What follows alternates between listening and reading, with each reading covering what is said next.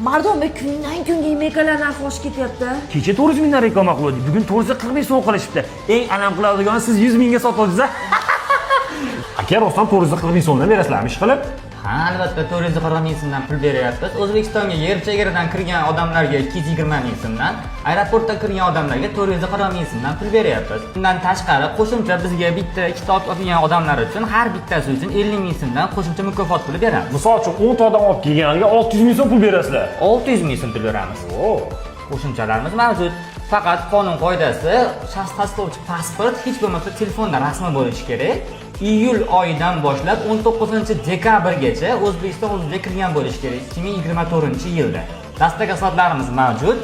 Qaysi tumanda, chekka joylarda bo'lishidan qat'iy nazar o'zimiz borib, tushuntirishlar olib borib, o'zimiz o'tkazib, pulni o'sha paytda to'lab qaytamiz. Nozimjon, nima foyda o'zi sizlarga bundan? Bundan bizga foyda bir haq maza qilsan aka. Biz shunga xursandmiz. Bu yerda bundan tashqari UzMobile uchun zalotoy nomerlari ham bor ekan. Manzil Marg'ilon shahri sentridan mo'ljal Beeline ofisining yonginasida. Murojaat uchun quyidagi raqamlarga bog'laning va bu videoning imekasini qimmatga sotmoqchi bo'lgan do'stingizga jo'natib qo'ying.